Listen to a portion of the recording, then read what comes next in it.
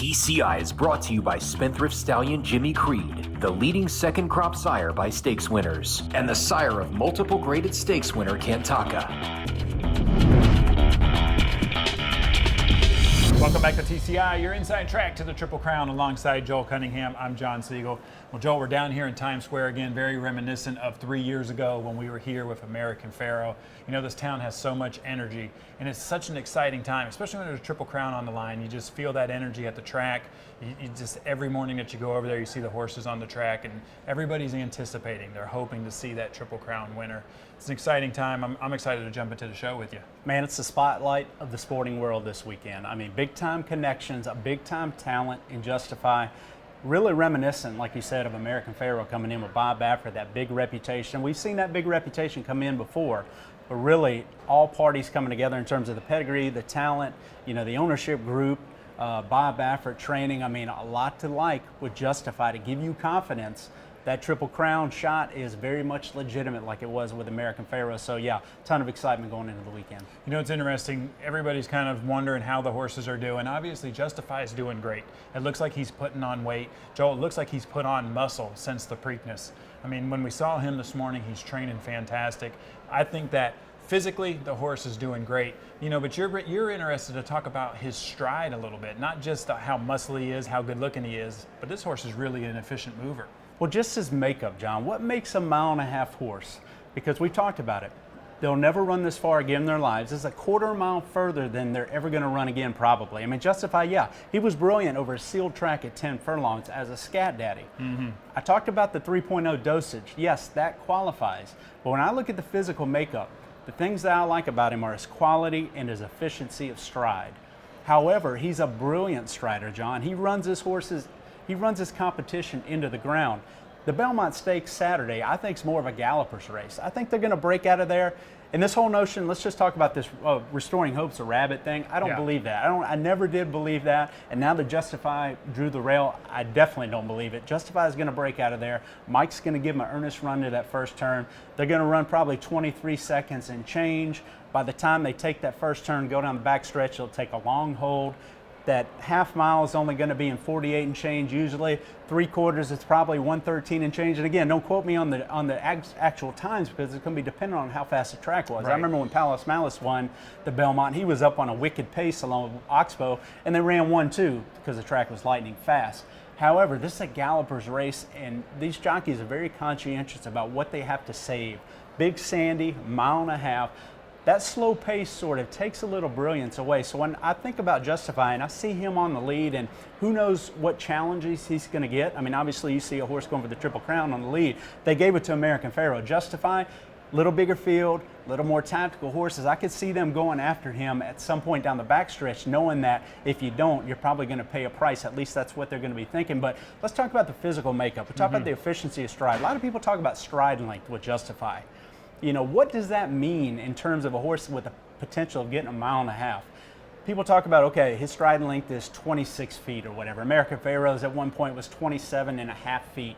You know, a lot of horses in here are in the low 20s in terms of their stride length. So the theory is, okay, if you have to take less strides to run the race, that's less output, that's, you know, you have an advantage there going a mile-and-a-half. I don't really subscribe to that, John. I mean, you look at horses like Birdstone, diminutive type horse, small horse. He won the Belmont. He was bred for it. I'm more interested in the pedigree, the cardiovascular system. I think efficiency of stride is a big deal, but I look at a horse like Justify, and the thing concerns me a little more about him that didn't concern me physically as much about American Pharoah. Two horses with similar type styles and efficiencies of stride. American Pharoah was a good 100, 150 pounds lighter, a little bit of a smaller horse, had more of that long, lean muscle, well balanced. Justify, again, very light on his feet, but Bob even said when he came to his barn, he thought this horse could be a sprinter. And I never really thought that, but that speaks to his physique. He's a physically imposing person. So you just compare it to a track and field with humans, John. You know, look at our sprinters that go to the Olympics that run the 100 and 200 meters. They're big, strong, you know, physically endowed athletes. Look at the horses that win humans that win marathon type races. They're obviously a lot lighter, leaner. You know, we can think of the Kenyans that thrive in those type of atmospheres. John, they're different type of athletes. So trying to figure out whether or not Justify can carry his 1,280 plus pounds a mile and a half with the brilliant speed that he has. I think there's a question mark there. That lactic acid is going to set in, all that muscle mass. I think there's a real question mark within inside that last quarter mile whether or not he can see out that mile and a half distance. I think it's more of a concern for him physically than it was for American Pharoah. It's interesting, at the draw we interviewed Elliott Walden after they drew the one hole. You know, and Bob, it's not his favorite thing to draw the one. He never really likes the one, but they knew they were going to bust out of there. But one of the things I asked Elliott, what do you think about Justify's chances? And he said, this horse is a superior talent. He thinks that this horse at this time, right now, where these horses are in their development, he is a superior talent to the other horses who are in the race. I want to talk about a few of the other horses real quick. Noble Indy feels like a key horse in the Belmont. You know, Windstar's in with Rapoli on Noble Indy. Rapoli also has Vino Rosso in the race. Yes. And of course, Windstar has Justify. And it just leaves you to believe Noble Indy's just kind of in there at 30-1. What do you think the connections are going to do with this horse and moving forward in the Belmont? Another thing that's interesting is Todd Pletcher trains Vino Rosso and Noble Indy. So usually when you have two horses in, you want a contradiction of style.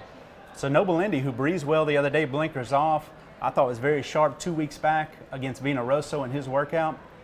Taking the blinkers off here. Yep. He's a horse that's usually pretty forward, particularly this type of pace we're going to get in the Belmont. He's one of the horses that figures in the mix early. And that could be very contradicting to Justify's style. And the ownership conflict is very interesting, John, in my opinion, because there's no doubt in my mind that Todd Pletcher and Mike Rapoli think Vino Rosso is their best shot. Well, for Vino Rosso to win the Belmont Stakes, they're going to need somebody to go after Justify early. There's going to have to be some pace because he's a closer. Vino Rosso a closer. It's got to set up for him. It's true. In my opinion. So that's a very interesting dynamic in this race. And look, we saw it in the Preakness. Windstar owned Quip. And it was very clear. Quip's a front-running horse. It's very clear. They took back with Quip. Yeah. They didn't want to tassel with Justify early. And you almost wonder, you know, can they employ that strategy now with the ownership dynamic there? I think it's a very interesting part of this race. You know, Dale Romans said at the draw, look, we made it to the Classic because they said, how are you guys' horses doing? He's like, look, it's a grade 1, it's a Classic. All the horses are doing great. So to sit here and run through all the horses, look, Tenfold looks great. Even Gronk looks great. You know, Gronkowski really does look good. He looks kind of turfy, in my opinion. I don't know about you. But they all look great. They're all doing good physically, which is great to have, you know, the Belmont coming in with all the good horses. Let's get into the meat of this thing and let's really talk about how do you see the Belmont setting up, and do you think we're going to have a Triple Crown winner? Well, you said, I do expect Justify in the lead. And you said something very interesting. Justify, that Elliott Walden and Bob Baffert are saying, is a superior talent to this crop. I 100% agree with that notion. However, I can't think of another grade 1 or Group 1 race run in North America or anywhere over the last 15, 20, 25 years, whatever the sample size is, that you've had more odds-on favorites disappoint and get beat than the Belmont Stakes. And so you try to figure out, what is it that does it? Is it the 3 races in a 5-week time span? I don't really think so. Justify's run, 5 races in 13 weeks. I really believe it's that mile-and-a-half distance that exposes horses, John. So when I look at Justify, yes, he's a superior talent. Can he handle that mile-and-a-half distance, particularly after what he's gone through in terms of shipping around? The grind has not caught up with him yet. He's obviously a great doer. He's been like American Pharoah. He's checked every box. For them to work him back twice, I mean, 46 and change, effortlessly, half mile, 2 weeks after the Preakness, and then come back with a maintenance move. It goes to show you that this horse stands up to training and racing. However, brilliance, I think you take brilliance and talent away from it a little bit when you go a mile and a half. As we've said all along, I really believe it's a pedigree race, John. So I think that leaves Justify a bit vulnerable in here. I do think the fact he draws the rail, and most of his challengers probably know he's going to break out of there and not get shuffled back. He's a big horse. I mean, there's no way that you would assume Bob Baffert's just going to break and let the race fall out and let the chips fall where they may. He's going to push out of there, and he's going to try to make it to the first turn in front, in my opinion. Or if there's somebody who goes suicide out, try to outrun him, he's going to try to at least get around him at that point to get out in the clear, a big horse like that. So I think people knowing that, I think that could employ maybe the strategy of some others like Noble Indy, or maybe even a tactical horse like Bravazzo in here. And I think that maybe makes it even a little more difficult for Justify having that target on his back going a mile and a half. You know, it's going to be interesting to see. I mean, it's funny in our industry, we all want to see a Triple Crown winner, but like they said, when these gates open, we're all competing against each other and they want to win, and if this horse is going to earn it, he's going to have to probably do it on the front end. Let's go through the race then. Take me to the top of the stretch. Let's go through the stretch and let's see, do you think we're going to get a Triple Crown winner? Again, I think the Belmont's a galloper's race. I think there's going to be little separating, you know, by the time they hit the top of the stretch, let's just even say the quarter pole. I mean, Big Sandy used to have a quarter mile to go, turning for home, and that stretch gets long going a mile and a half. I mean, usually it's a crawl to the wire. It's not an act of brilliance to the wire. The field is usually pretty compact by then. I'm very interested to see where Hofburg will be then. I kind of see him in a Drosselmeyer type role. Drosselmeyer was a dead closer for Belmont.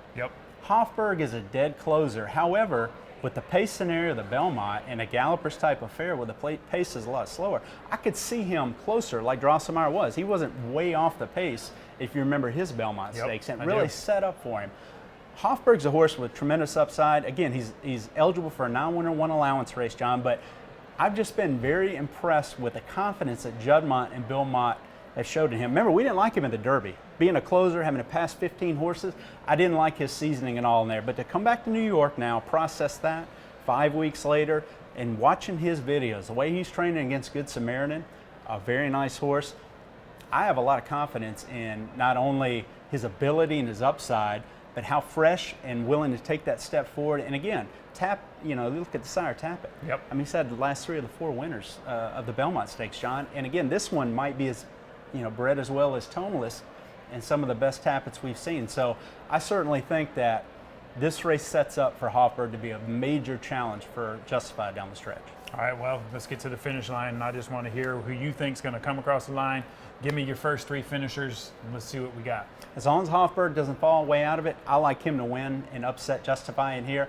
And I'll tell you who my long shot is. And again, we kind of alluded to it last show. I think Restoring Hope has a big shot in here. Again, it's more about fit than it is about talent. Everybody will say, well, he ran 12th in the Fat Day Mile. This horse doesn't stack up. He's not a one-turn horse. That was a quirky, muddy track. He's a morning line favorite in that race. I still like the way he ran in the Wood Memorial. He's a grinder. He got totally outmoved by 2 horses that were more seasoned than him, that have more of a real turn of foot with Enticed and Vina Rosso in the Wood Memorial. However, he came back on, John.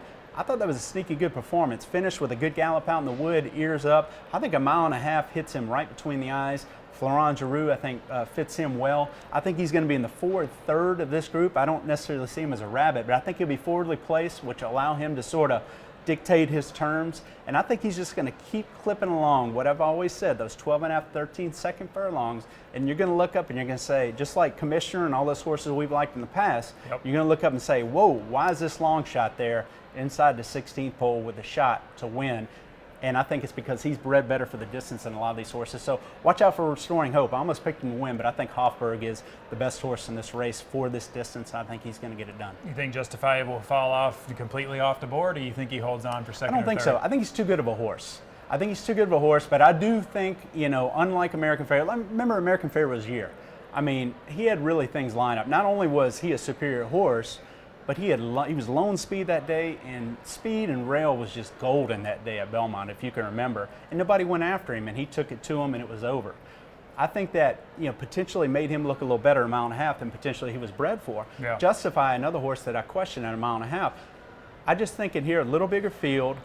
Again, he's a little different physical than American Pharaoh. I think this race might be a little tougher on him than Pharaoh, in my opinion. And I think that he's such a quality horse that he probably sticks around. I mean, really, the horses that I see in here, with board chances, I have Free Drop Billy. Again, a horse that, again, I don't like his physical development, but he's bred for this race. I mean, top and bottom, we talked about last week.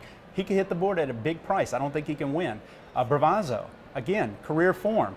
I don't like the fact that he's about to run his 3rd race in 5 weeks. That's a grind. Thought his work was solid the other day. He can hit the board in here. Restoring Hope can hit the board. I think this is really a 3-horse race in terms of the winner. I think it's Justify, just on his class. I think it's Restoring Hope with a live long shot bid in here with the pedigree angle. And I think it's Hofburg, and personally I give the edge to Hofburg.